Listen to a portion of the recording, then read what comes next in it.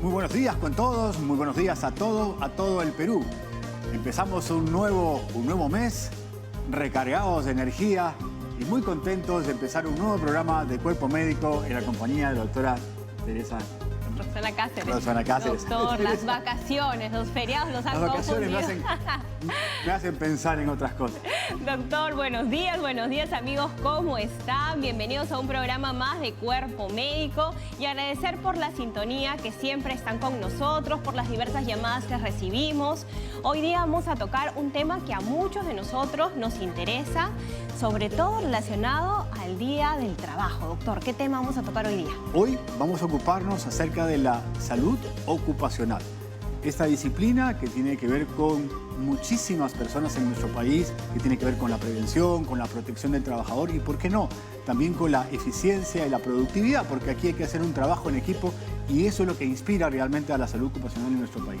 Efectivamente, y estas enfermedades tienen diversos orígenes dependiendo el área de trabajo. Por ejemplo, las secretarias de repente van a tener dolor en las manos, en los tendones, en las articulaciones, el personal minero, de repente en la piel, en los pulmones, etc. Y hoy día vamos a conocer las causas y cómo vamos a tratar y sobre todo prevenirlas. Sin embargo, la incidencia de la siniestralidad por este problema es muy alta, ¿no? Se reportan 2.400 casos al año, según el Ministerio del Trabajo, pero esto es bastante más debido a la enorme informalidad que existe en nuestro país y también en los pocos reportes que se hacen a veces y que de manera no responsable no ayudan a que se puedan ir corrigiendo errores dentro de nuestra fuerza laboral, ¿no? Realmente son cifras preocupantes que el día de hoy vamos a atender y vamos a orientar a todos ustedes cómo vamos a tratarla. Con eso y mucho más, regresamos aquí en Cuerpo Médico. Ya volvemos.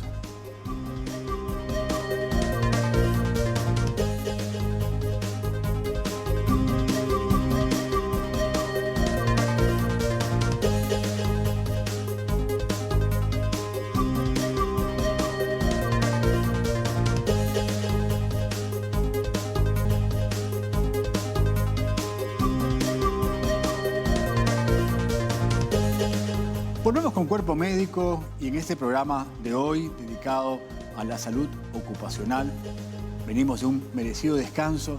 Casualmente que el día de ayer se hizo un homenaje a toda la clase trabajadora de nuestro país, a quien le rendimos un sincero homenaje por su actitud, por su compromiso, por su dedicación, y es por eso que hoy vamos a hablar acerca de las implicancias de la seguridad y la salud en el trabajo.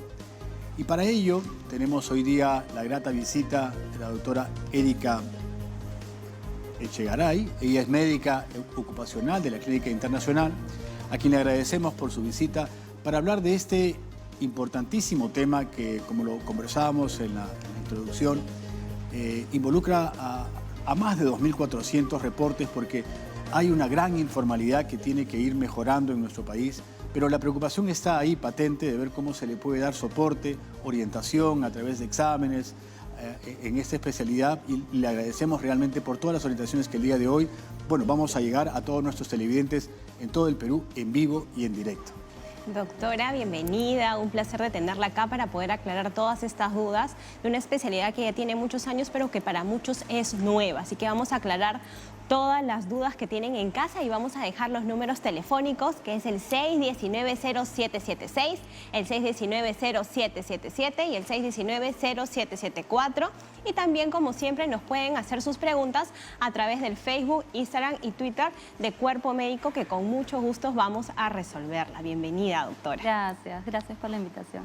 Doctora Echegaray, hay una ley, ¿no? La 27983, que da partida básicamente o trata de ordenar todo el contexto de lo que vienen a ser los deberes y derechos que tiene un trabajador.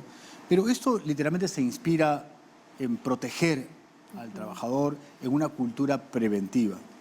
¿Qué es lo más común que ve la salud ocupacional ya como una especialidad dentro de su país en los trabajadores del Perú? Sí, bueno, como lo comenta, nosotros desde Seguridad y Salud en el Trabajo nos regimos bajo la Ley General de Seguridad y Salud en el Trabajo, cuyo objetivo principal es reducir o evitar los accidentes de trabajo y las enfermedades profesionales. Entonces busca dar un trabajo seguro a todos los trabajadores de todos los ámbitos empresariales a través de una serie de actividades que van con el objetivo de prevenir los riesgos laborales o reducirlos, ¿no? Por esto, sí. Sí, doctora, sabemos que esto tiene una larga historia desde mitad del siglo XIX, con diversas enfermedades que ahora ya no existen, ¿no? Que antes teníamos, por ejemplo, el cáncer de mandíbula, los que trabajaban con el fósforo, o el cáncer en piel, diferentes enfermedades. Pero esas enfermedades se han ido cambiando ahora en este siglo XXI. ¿Cuáles serían los componentes para desarrollar una enfermedad ocupacional, para poder distinguirla? Lo principal que debemos saber es que para que una enfermedad sea catalogada como una enfermedad profesional es el diagnóstico. Entonces, a este diagnóstico se llega a través de una investigación de la enfermedad profesional. Y lo más importante es que haya causalidad. Es decir, para que un médico pueda determinar que es una enfermedad profesional, debe haber una causa o una relación directa entre la enfermedad diagnosticada y los riesgos a los que está expuesto el trabajador en su puesto de trabajo. Debemos entender que para este análisis primero tiene que haber un examen como que previo, ¿no? Un examen pre-labor para que realmente conozcamos la salud y de qué prevalencias él tenía para saber qué impacto podía tener en su trabajo. ¿Esto es una obligación hacerlo en todos los centros laborales? ¿Tiene que haber un número mínimo de trabajadores para hacer esos exámenes? Los exámenes médicos ocupacionales lo que buscan es detectar cómo es que el trabajador está ingresando, ¿no? Desde el inicio de la relación laboral, que son los preocupacionales. Luego tienes los periódicos, que son los anuales, ¿no? Que se hacen cada 2 años si la actividad es de bajo riesgo y cada año si es que es de alto riesgo. Y los de retiro, porque también es importante saber cómo un trabajador se está yendo, ¿no? El de retiro sí es facultativo, pero los otros sí son obligatorios. ¿Cuáles son estos exámenes a diferencia de los trabajos que es al año y a los 2 años para que el televidente pueda saber que tiene que realizarse o la empresa tiene que realizarle estos exámenes? En realidad va a depender del sector empresarial, ¿no? Si es que tenemos una empresa que es de alto riesgo determinada por la norma como tal, es que se determina que es el preocupacional obligatorio, el periódico cada año, porque es importante ver si, por ejemplo, ingresa un trabajador y tiene una hipoacusia, ¿no? Una disminución de la audición. Entonces yo tengo que ver cómo esa hipoacusia va evolucionando a lo largo del tiempo. Tengo que ver si es que este trabajador puede seguir en este puesto de trabajo, si le tengo que dar equipos de protección personal y los programas de vigilancia médica, que son bastante importantes, porque cuando yo detecto estos estados prepatológicos con los que puede ingresar un trabajador, yo voy a saber como médico ocupacional a qué programa de vigilancia lo voy a ingresar. Y como le dice su nombre, es hacerle la vigilancia para que realice su trabajo de la forma más segura y desde SST poder minimizar al mínimo el riesgo que pueda tener. Esta conciencia de proteger al trabajador ha ido, imagino que en crecimiento. Yo creo que en la época del COVID se hizo seguramente más sólida y no es tan antigua, porque todavía hay una brecha entre la salud ocupacional y las empresas, ¿no? Porque no todas las empresas, ni siquiera los trabajadores tienen conciencia que tienen que hacerse un chequeo ocupacional regularmente. Estamos hablando normalmente de algunas compañías que lo tienen claro, pero hay una brecha todavía muy grande por hacer. Sí, de hecho, como lo comenta, la pandemia dio de alguna forma una vitrina a lo que es salud ocupacional, porque no, todas las empresas, ¿no? Se vieron en el medio de una enfermedad nueva que no conocíamos y ya incluso la norma te dice que tienes que tener médico ocupacional, enfermera, dependiendo, ¿no? De la cantidad de trabajadores. Entonces, a raíz del COVID sí se ha dado como una mayor importancia a lo que es seguridad y salud en el trabajo y esperemos que eso impulse a que se aplique pues en todas las empresas, ¿no? Doctora, ahora tenemos una pregunta de redes, la vamos a leer. A ver qué nos dice. Ya, todavía no es sala de redes, pero vamos a seguir conversando, doctora.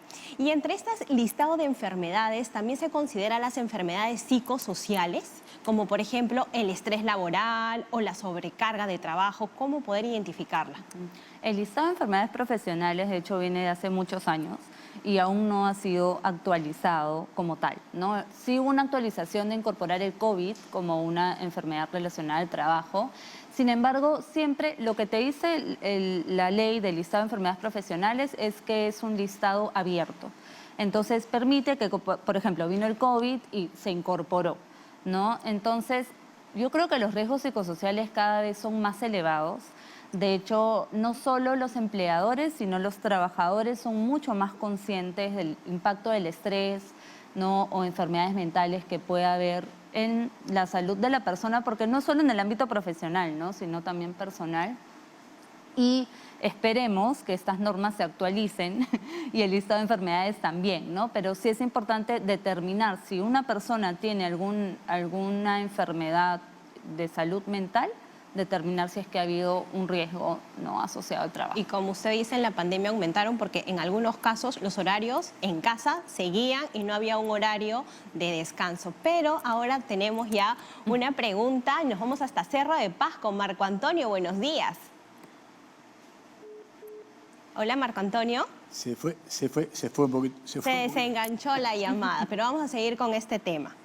Entonces, vamos a prevenir y después que hacemos los exámenes de laboratorio antes de ingresar, también es reglamento, como usted había mencionado, al salir del trabajo. Ahora, ¿todos los centros de trabajo deben tener un médico ocupacional? Va a depender de la cantidad de trabajadores. A ver, lo recomendado es que sí, ¿no? Por más que tú tengas pocos trabajadores, debes tener de repente no un médico ocupacional, porque sabemos que es una inversión tener un área de seguridad y salud en el trabajo y algunas empresas quieren formalizarse y son de repente más pequeñas. Entonces puedes tener un profesional de la salud que tenga conocimientos en seguridad y salud en el trabajo. Ahora, si es que tú ya vas hablando de empresas más grandes, como 500 trabajadores, que es lo que conversábamos, ya tienes que tener un médico ocupacional, una enfermera ocupacional, ¿no? Y cumplir ya ciertos requisitos porque la cantidad de trabajadores es mayor. Perfecto. Bueno, tenemos una llamadita de Jorge de San Martín, de Porres, acá en Lima. Adelante, Jorge. ¿Cómo están, doctores? Buenos días. Les saluda Encantado. Jorge. Cuéntenos. Sí, quisiera comentarles algo. Miren, soy un supervisor de seguridad que tengo como 20 años en la actividad, ¿correcto? Sí, y en 2021 ingresé a una obra aquí en Lima, ¿sí? Una obra en donde comenzó a molestarme la parte de la cadera, en este caso la pelvis con el fémur, y estoy cogiendo hasta el momento ya con un año y pico de terapia. Tengo un diagnóstico un poco incierto, me sacaron una resonancia, una tomografía, pero todavía igual continúo con la cojera que me molesta bastante. ¿Podría ser considerado más adelante como una enfermedad ocupacional? ¿Correcto? Esa es mi pregunta, por favor. Ok, Jorge, muchas gracias por su consulta. Doctor Echegaray. Sí, bueno, para determinar una enfermedad ocupacional, lo que se debe hacer es a través de la Comisión de Investigación Médica, ¿no? Que puede ser de salud, puede ser del MINSA o de la EPS.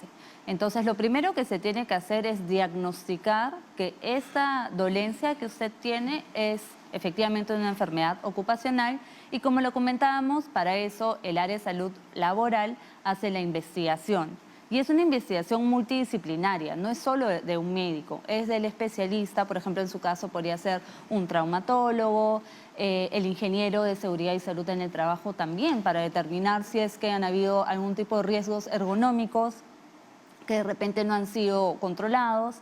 Y una vez que determinemos la causalidad, que es lo más importante, determinar que esta enfermedad fue ocasionada por el riesgo en el puesto de trabajo. Claro. Recién ahí es que se determina. Eso yo creo que es bien importante, ¿no? Porque si no se podrían justificar una serie de dolencias que no necesariamente van vinculadas a la naturaleza del trabajo, porque correcto, quizá todos podemos tener algún problema, pero no necesariamente va vinculado a la actividad misma, ¿no? Correcto. Efectivamente. Y tenemos otra llamada de José de San Juan de Miraflores. José, buenos días.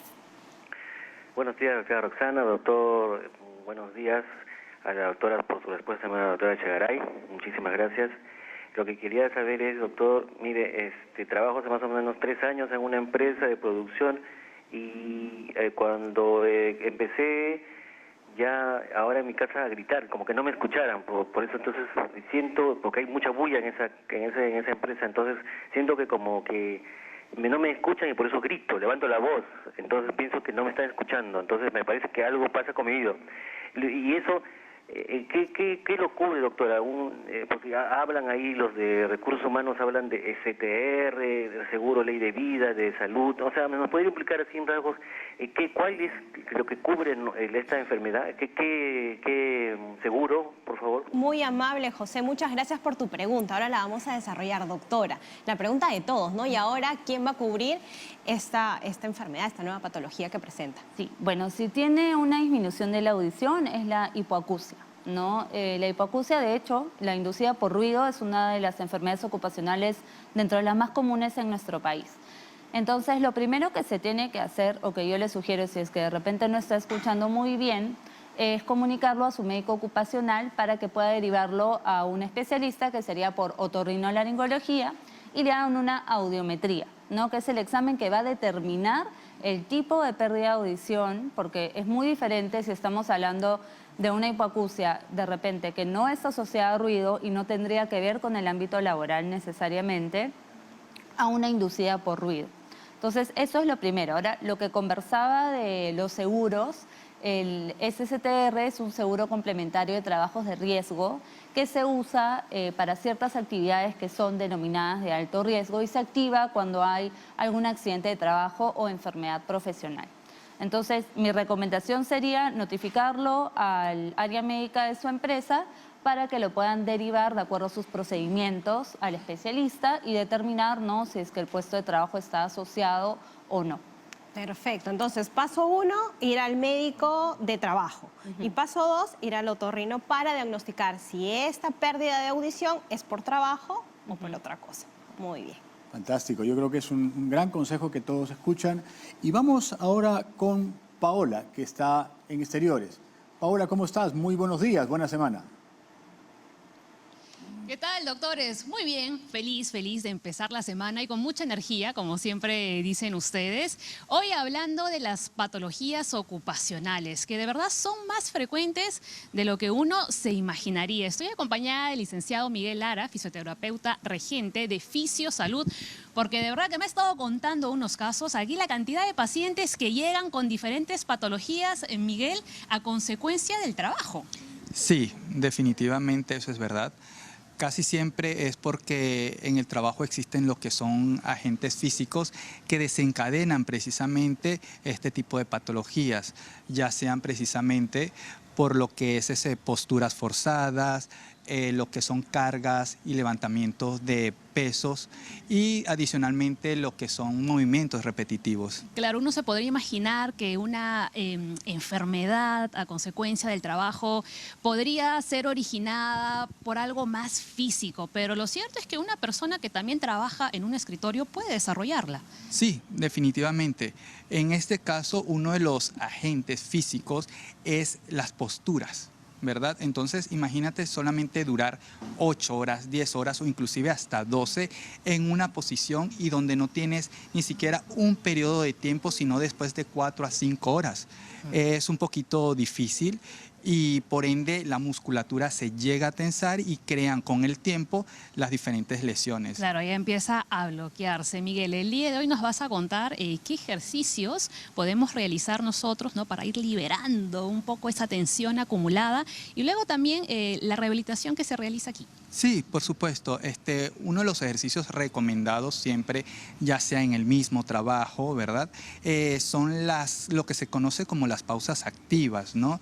Las pausas activas son diferentes tipos de ejercicios para uno poder estirar y darle movimiento a lo que es el cuello, ya sea la columna o inclusive también miembros superiores o inferiores. Esto nos va a garantizar una mayor flexibilidad musculoesquelética, un aumento del riego sanguíneo, adicionalmente desde el punto de vista de autoestima y de estrés disminuye un montón. Claro, ejercicios como los que estamos viendo, ¿no?, de estirar los brazos de un lado, sí, el otro lado, el cuello también es importante. A ver si podemos regresar por aquí, por favor, porque quiero enseñarles. Este ejercicio es muy fácil, ¿ah? Pero si uno tiene el cuello bloqueado, de verdad que duele un montón, ¿no? El de un lado, luego me decía Miguel, hacia el otro lado. Correcto, durando. Hacia abajo. y hacia abajo. Mira, por ejemplo, la semana pasada yo tenía toda esta zona súper adolorida. Ahí me quedaba. Ahí me quedaba. No podía bajar más. Ahora sí ya puedo. Y luego hacia atrás. Sí, posiblemente estabas bajo tensión y Estrés, Sí, Miguel. te recomiendo estos ejercicios y precisamente para todos aquellos que están en un estado de sedestación, que están sentados en una computadora, estos ejercicios son ideales para mejorar lo que es la movilidad y adicionalmente disminuir tensión muscular. A ver, venimos a este lado. Esos ejercicios, por ejemplo, están enfocados para personas que realizan ¿qué tipo de trabajos? No solamente que están sentados, sino también aquellas personas que tienen algún tipo de levantamiento de pesas. Aquí estamos más que todo relajando lo que es la columna lumbar, inclusive dorsal. Entonces, precisamente son bastante idóneos. Sin embargo, es importante realizar un análisis primero biomecánico para poder tener un diagnóstico diferencial y de esa manera especificar en Claro. este caso lo que es el ejercicio. Algo que Miguel me estaba contando y que debemos mencionar es que cuando los pacientes son referidos al centro y llevan una rehabilitación, lo importante es que sigan las pautas que ustedes brindan para que continúen con esos ejercicios ya en casa, porque si solamente se rehabilitan aquí y luego vuelven al trabajo que estaban haciendo antes, pues van a recaer nuevamente y se va a generar algo crónico. Correcto. Eso es muy importante que lo menciones, porque muchas de las veces olvidamos la realización de los diferentes ejercicios y pausas activas. Entonces, la mayoría de las personas se sienten mucho mejor y al estar mejor dejan de hacer ejercicios. Entonces, al realizar nuevamente estos movimientos repetitivos, el alzamiento de cargas o adicionalmente lo que es las posturas, entonces lo que se va a generar sin hacer los ejercicios es que puede recaer nuevamente la persona, ¿no? Entonces es algo vital. Los estiramientos son vitales, ahora que los estoy viendo, ¿no? Son importantísimos. Y uno piensa que es algo como que no tiene sentido, ¿para qué lo vamos a hacer? Porque algo que también es cierto, lo que tú decías, las pausas cada hora son importantes. Y de hecho, los que trabajamos quizás en oficina, tenemos un aviso que cada hora dice, ¿no? Momento de hacer una pausa. Pero tenemos un trabajo tan acelerado que ignoramos estas pausas. Correcto.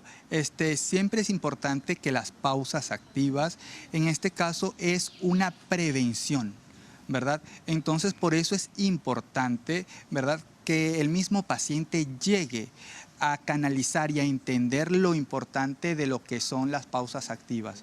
Adicionalmente, es importante lo que es la higiene postural, porque si nosotros concientizamos cuál es la postura correcta en el trabajo, adicionalmente, no solamente en el trabajo, sino también en casa, eso va a influir en que nosotros mejoremos como tal lo que es la postura y mejoremos nuestra salud en general. Perfecto, muy bien. Mira, Miguel, te voy a contar una cosa que me han dicho. Y es que los doctores son los que menos caso hacen. ¿Te lo puedes creer? ¿No? Son los que menos descansan, los que menos hacen los estiramientos. A ver, doctor Roxana, doctor Alberto, ¿desmientan esto o es verdad? Aquí hemos aprendido un poquito, estamos haciendo nuestros ejercicios. Cierto, no hacemos mucho caso, pero hay que comenzar otra vez a En casa de Guerrero, moverse. cuchillo de palo, dicen. Sí, hay mucho desierto en el movimiento, en el estiramiento. La verdad que somos recontra flojos para estirar, pero esto tiene que ver un poco con las posturas, ¿no? ¿Cuánta gente está frente a una computadora y está realmente todo el día encorvado? Entonces, definitivamente la parte posterior de la espalda va a molestar en la noche garantizadamente. Entonces, yo creo que moverse un poquito es bastante bueno.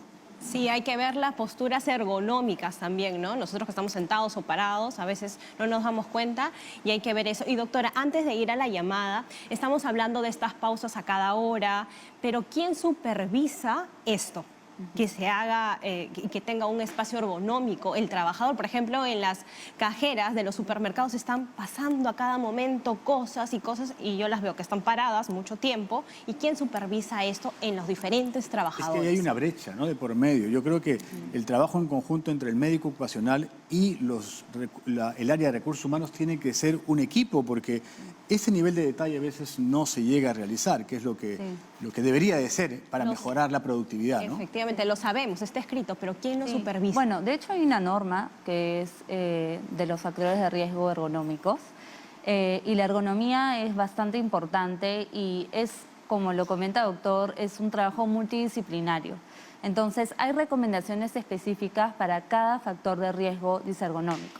Por ejemplo, si yo estoy sentado en una oficina, hay recomendaciones de cada cuánto tiempo tengo que hacer mis pausas activas, de cómo tiene que ser mi postura, de cómo tengo que poner mis manos cuando voy a estar usando el teclado.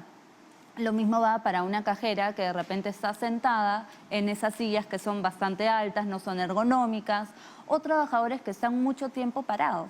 Entonces, para cada uno de esos riesgos hay recomendaciones que el área de SST es la que genera estos programas de factores de riesgo ergonómicos, ¿no? Entonces, pero sí va muy de la mano, ¿no? Muy bien, y tenemos otra pregunta de Fernando que nos está llamando de ATE. Adelante, Fernando, por favor.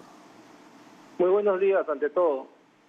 Lo que bien es cierto, doctor, es cierto que ¿quién regula esta información que nos está dando la doctora, ¿no? Pero lo que más quería ver, ¿quién regula la ergonomía? Porque trabaja en una empresa industrial donde tampoco se practican las pausas activas.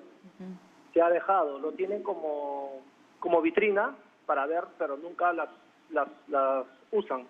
Entonces quería saber qué ente o a dónde se podría reclamar que puedan regular estrictamente eso, porque es algo muy importante lo que están hablando, ¿no? Que a la vejez lo sentimos todos. Claro. Lo que pasa es que aquí yo creo que hay un tema en el medio, ¿no? O sea, efectivamente, yo creo que la regulación todavía no implícitamente está destinado al médico ocupacional porque lo enfoca más en enfermedades, pero acá estamos hablando más en el bienestar de un trabajador, porque efectivamente el dolor de la espalda o la contractura no necesariamente es algo que yo voy a reportar como una incidencia, salvo que sea una situación en la cual ya haya mayor severidad. Sí, lo que yo recomiendo es que vaya primero en su propia empresa o a su jefe directo o al área de SST, ¿no? Y decir, ¿no? Dar su voz y decir, mira, estamos haciendo este tipo de trabajo y qué es lo que se va a hacer para reducir de repente esas molestias, ¿no? Ahora, lo que también pasa mucho es que a veces se puede dar, por ejemplo, tú puedes capacitar en pausas activas y ya el trabajador debe hacerlas con mucha frecuencia. No necesariamente siempre va a estar alguien de repente indicándole, mira, es momento de hacer tu pausa activa. No, es importante que nosotros como trabajadores también seamos conscientes. Nos concienticemos. Exacto, que nos concienticemos porque nosotros desde SST podemos dar todas las herramientas, EPPs, capacitaciones, etcétera, para hacer el trabajo de forma segura. Pero si tú no sensibilizas a cada uno de tus trabajadores, es una brecha incluso más grande, porque depende de cada uno hacer su trabajo de forma segura, ¿no? Y la seguridad y salud en el trabajo no solamente es un derecho, sino también un deber que nosotros debemos de cumplir. Ok, tenemos muchas inquietudes acerca de la seguridad y la salud en el trabajo, pero vamos a una pausa y ya regresamos para seguir hablando acerca de la salud ocupacional.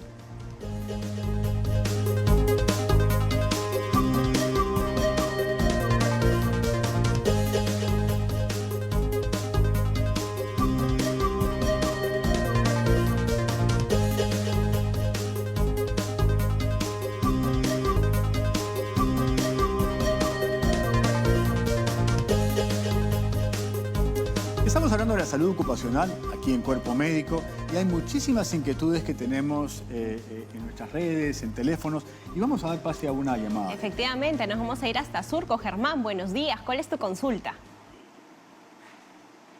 Una consulta. Yo tengo una hernia lumbar. Quisiera saber si en realidad hay unos ejercicios o una terapia para poder hacer. ¿En qué trabajas, Germán? Bueno, yo soy artesano, pero hace tiempo que he dejado de trabajar. Ya, muy bien, Germán. Bueno, eso se refiere más a la terapia que hemos estado viendo, ¿no? Sí. Pero relacionando a este tema de salud ocupacional, ¿cómo podemos saber si esa hernia fue causada durante el trabajo, antes de? Por eso es que es importante estos exámenes que dicen antes del trabajo, que en muchas ocasiones no lo realizamos y muchos de nosotros no sabemos que existía tampoco. Sí, correcto. Es muy importante saber cómo entra un trabajador a la empresa, ¿no? Al inicio del vínculo laboral. Es para saber, primero, si va a ser apto para el puesto de trabajo desde el punto de vista médico, si va a tener alguna restricción. Por ejemplo, si el señor tiene una hernia, yo sé que de repente no va a poder cargar peso, entonces tal vez para el puesto de trabajo no se va a poder desempeñar de una forma segura, ¿no? Hablando de peso, ¿hay algún reglamento de peso para mujer y hombre en los trabajos como máximo de peso? Porque siempre se ve esto, ¿no? Que hay dolencias, que no le dan el correcto PP, etcétera. ¿Hay algún peso determinado para nosotros poder cargar? Va a depender mucho del factor de riesgo y, por ejemplo, la norma le diferencia mucho si eres hombre o mujer, ¿no? No puedes superar de repente los 15 kilos o 40 kilos en el caso de los hombres, ¿no? Y las mujeres sí es un poco menos. Entonces, en mujeres 15 kilos, en hombres 40. Y siempre la empresa se encarga de darnos nuestro sistema de protección. La faja no es recomendada. Ese es un mito en realidad, claro. Porque muchas personas, de hecho antes se usaba mucho la faja para poder cargar peso, pero no es recomendado porque te da una sensación de falsa seguridad. Y genera más presión en el área abdominal, puede generar dermatitis. Y la idea es que tú no sientas que tienes más fuerza, ¿no? Sino que hagas tu carga de forma correcta y no faja. Eso vamos a aclararlo, ¿no? Más adelante. Sí, bueno, en realidad da un aspecto también de seguridad, ¿no? O sea, puede ser que no sea necesario, pero alguna situación es positiva si alguien lo quiere usar, ¿no? Bueno, tenemos otra inquietud de Nora de La Victoria. ¿Aló? Adelante, Nora. Aló, muy buenos días. Una consultita, mire, tengo mi hermano que fue uno de los primeros en darle la COVID, ¿no? Él estuvo internado 35 días en cama UCI. Y de esa consecuencia él no ha tenido que operar la cadera para ponerle una prótesis. Pero no le llegaron a poner la prótesis porque dice que no tenía espacio, que no tenía no sé qué, le volvieron a coser. Al mes nuevamente le volvieron a abrir. Y tampoco le puedo poner la prótesis. Entonces mi hermano ahorita está incapacitado, o sea, está haciendo sus terapias, todo eso, y él es ingeniero químico, trabaja en lo que es petróleo, tiene que ir al campo, pero como que ya le están diciendo no, ¿cómo se llama? Virtual. Él ha estado trabajando en forma virtual, pero no se siente bien, ¿no? Nora, una pregunta, ¿en qué trabajaba su hermano? Él es ingeniero químico y ingeniero industrial, trabajaba en petróleo. ¿La prótesis es de qué órgano? Caderas. Él tenía un problema en la cadera, pero... Claro, a consecuencia del COVID salió con ese problema. Ya, muy bien. Gracias por su pregunta, Nora. Doctora, acá yo estoy un poco confundido. O sea, él es un ingeniero que aparentemente hace una actividad, pero tiene un problema en la cadera, ¿no?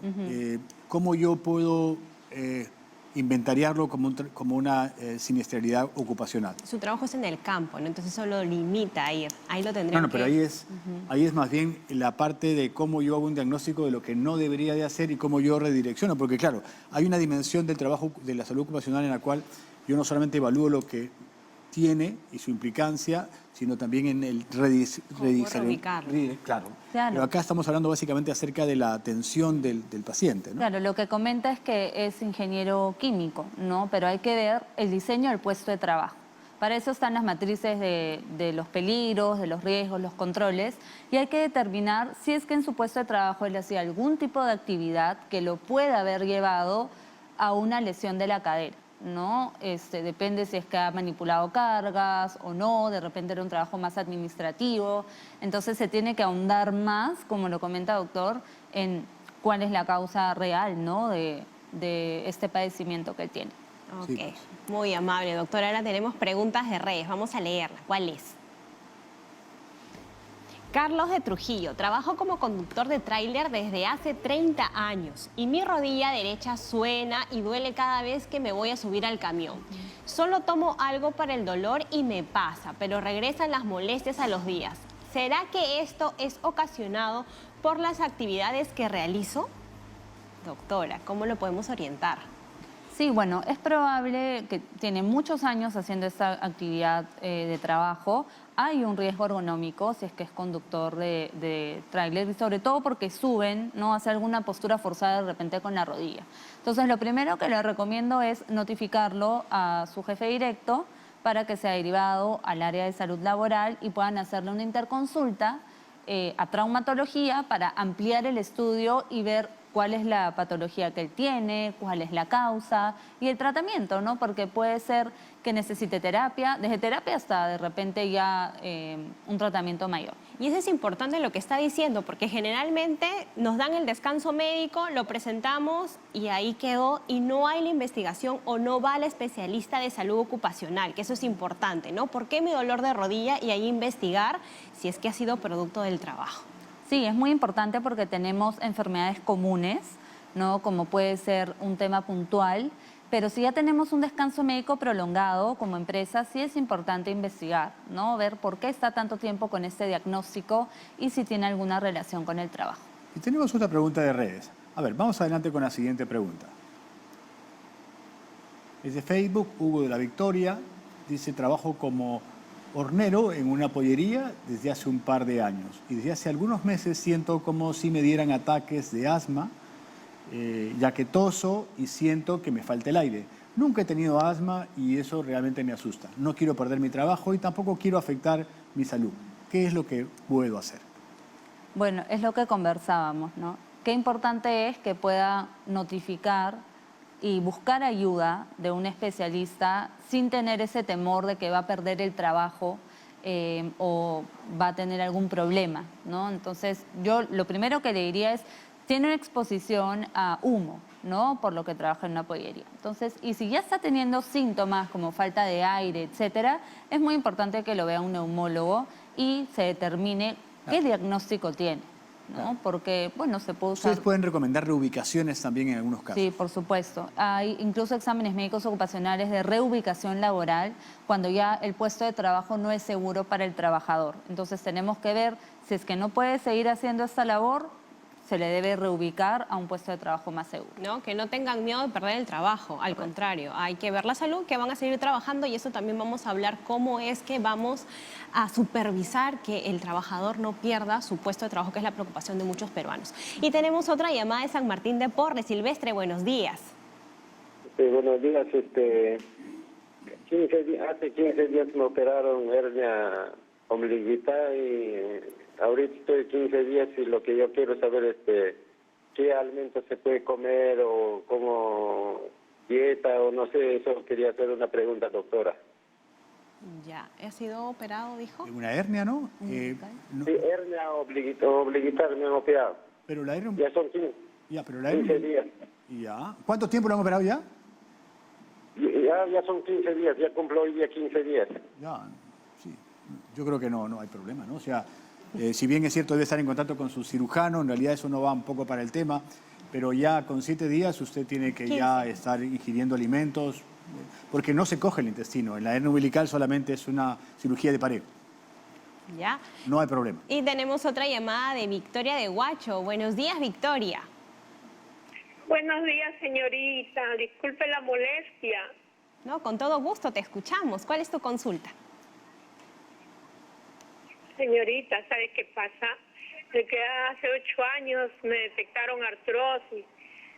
Ya, y he tenido un año, he tenido retratamiento, pero ya a raíz de que no pasaba nada, porque me he ido a médicos particulares, todo, traumatólogos, reumatólogos y nada, y total que ahora he quedado así, he quedado sentada, ya no puedo avanzar mucho al caminar y tengo las piernas hinchadas. Por favor, yo quisiera que el doctor me indique algo que pueda no tener para la inflamación, porque yo sé que se me inflama el tobillo, todas las rodillas me duelen, me hincan como si fueran agujas. Muy bien, ¿has estado trabajando, laborando?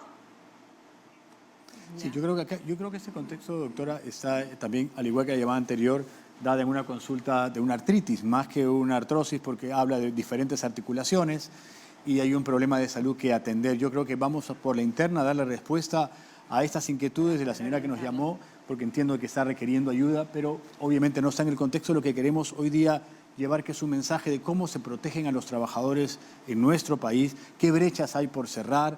Definitivamente yo me imagino que uno de los grandes bolsones de pacientes están en la minería, por ejemplo, ¿no? Donde hay enfermedades a los pulmones, el hecho de estar en socavones con muy poco aire, debe haber problemas en los pulmones con mucha frecuencia. ¿Esto cómo va, doctora? Sí, de hecho la minería es un sector con un nivel de riesgo elevado, ¿no? Como lo comenta, hay mucha inhalación de repente de gases, exposición a metales pesados. Los metales pesados, por ejemplo, Claro. que están en los puquiales, a veces producto de la industria extractiva, que hay que dosarlos en sangre, ¿no? Correcto, se tienen que hacer monitoreos para ver si es que los niveles son dentro de los límites máximos permisibles. Tenemos que ver qué equipos de protección personal le estamos dando, qué tipo de respiradores, etcétera. Supervisan también el equipamiento, o sea, Claro.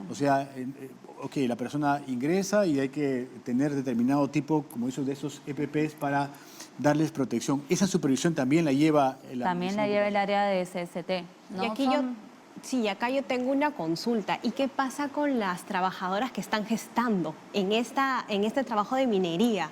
¿Les van a dar el descanso? Porque por muy EPP que tengan, siempre hay una probabilidad de riesgo. De hecho, ¿Y dónde quedan estas pacientes? Las mujeres gestantes tienen una propia normativa que las protege, ¿no? A ellas y el bienestar del bebé, ¿no? Incluso hasta el periodo de lactancia. Entonces sí sería complicado que esté expuesta a un trabajo en mina como tal, ¿no? Ahora, algo importante de las enfermedades ocupacionales es que son enfermedades latentes y que tienen una larga duración hasta que dan síntomas, propio de la minería, ¿no? Entonces puedes tener a alguien muchos años trabajando y luego desarrolla una enfermedad. Tenemos otra inquietud de Leida de San Juan del Urigancho. Adelante, Leida. Buenos días, doctor. Mi consulta es lo siguiente.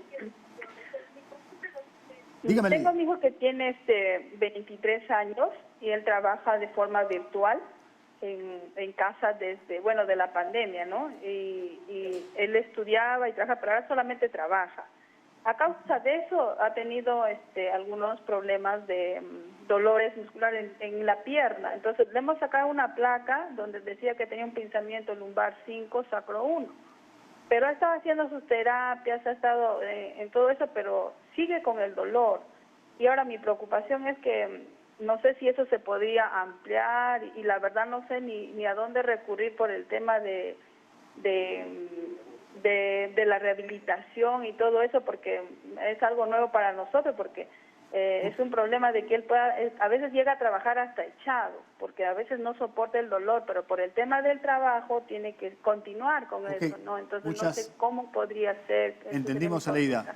Gracias por su pregunta. Doctora Echegaray, ¿cómo incorporamos el trabajo remoto? Ya ahora lo que está fuera del contexto in-house, sino fuera, para valorar lo que fue pre-post, si esto es preexistente o esto es parte del trabajo. Sí, de hecho hace poco entró en vigencia la ley del teletrabajo, ¿no? Entonces, desde ya las empresas tienen que dar a los trabajadores las herramientas, las capacitaciones para que hagan su trabajo de forma ergonómica, ¿no? Porque hay un riesgo ergonómico latente. Entonces tienen que saber cómo, por ejemplo, el caso del televidente, cómo es que se sienta. Ahora dice que trabaja echado, ¿no? Eso es algo que no es ergonómico. Entonces, primero tiene que tener sus terapias y ver cuáles son las restricciones que puede tener. Pero ¿cómo saber si el trabajador no lo cumple? O sea, porque imagínate ya, yo te dispongo de la computadora, te dispongo lo que quieras, pero yo no uso esa herramienta y después te digo que estoy chueco porque usé mal Claro. ¿Por quién te supervisa en casa, no? Claro, ese es uno de los retos del teletrabajo, ¿no? ¿Cómo llega SST hasta tu casa? ¿No? Pero eso ya incluso hay un formulario de varias preguntas en las que las áreas de salud laboral hacen seguimiento a los teletrabajadores. Lo que me parece importante es que tiene que haber un rol de una cultura, llevar adelante una cultura del buen trabajo, ¿no? De las implicancias y riesgos de cada labor para que esto finalmente sea efectivo, porque si no, termina siendo simplemente letra o aquí discuto por algo, ¿no? Lo que pasa es que el paciente también dice, o la mamá del paciente, es que ahora por el dolor está echado trabajando así y me imagino que acá sí tienen que dar descanso médico y la mamá pregunta a dónde acudir en este caso, porque la terapia ya no cubre, no le está haciendo efecto. Pero tiene 23 años, ¿ah? Tiene 23 años, entonces hay que diagnosticar por qué. Entonces ahí sería también el diagnóstico del médico ocupacional, que es importante. Sería el médico tratante primero. Tenemos una inquietud de Clotilde, que nos está llamando de Trujillo. Adelante, de Clotilde, por favor. Buenos días, doctora, muy buenos días. Quisiera hacerles una consulta. De hecho, trabajo. Aló. Adelante. El teléfono creo que está fallando. Sí, se ha movido. Bueno, pero seguimos con eso. Yo creo que aquí hay una brecha entre lo teórico, el espíritu de la norma, de la ley, y lo que realmente se hace en realidad. Hace un rato te comentaba acerca de los lactarios, por ejemplo, ¿no? Se debería tener un lactario en cada establecimiento donde existan mujeres trabajadoras que de pronto están de lactar. Pero yo no lo veo en la práctica, ni siquiera en instituciones donde realmente deben ser tutelares con respecto a eso. Pero también va un poco por la conciencia de la gente, ¿no? Cómo la gente también no va exigiendo derechos, sino espacios para cumplir las normas, ¿no? Y saber que estas existen.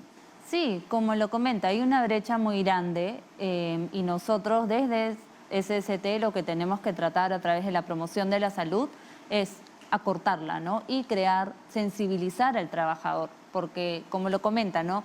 Yo le puedo dar todo de repente y si es que no cumple, lo hemos pasado con el COVID, ¿cuántas personas no querían usar su mascarilla? Claro. Creo que hay un trabajo de ambos, tanto del trabajador pero también de la empresa, ¿no? Que hay que formalizar y las empresas pequeñas también aquí hay que Crear conciencia en la salud y en la seguridad en el trabajo es un tema pendiente. Vamos al corte y ya regresamos con la parte final de Cuerpo Médico hablando de la salud ocupacional.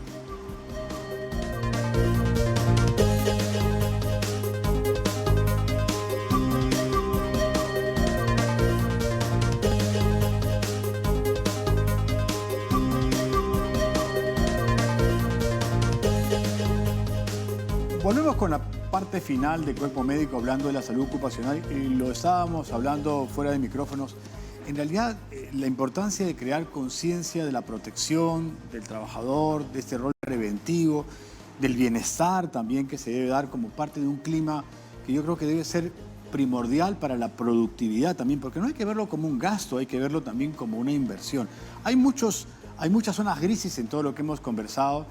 Hablábamos acerca del lactario hace un ratito ok, estamos obligados a tener un lactario y todos hablamos todos los días que hay que tener lactancia materna exclusiva, la importancia de los anticuerpos y todo lo que hay. Pero en la práctica no lo vemos, ¿no? Entonces la pregunta es, ¿cómo generar esa simbiosis sin que esto signifique algo de reclamo, en donde tener un grupo ya de mujeres en una empresa va al Departamento de Recursos Humanos y arma algo que no debe ser costoso, pero que debe tener determinada inspiración pues, para proteger este espacio para los lactarios, por ejemplo, ¿no? ¿Cómo usted hace una recomendación a las empresas, ya no necesariamente a las personas? Porque esto es crear una conciencia de las dos partes, ¿no?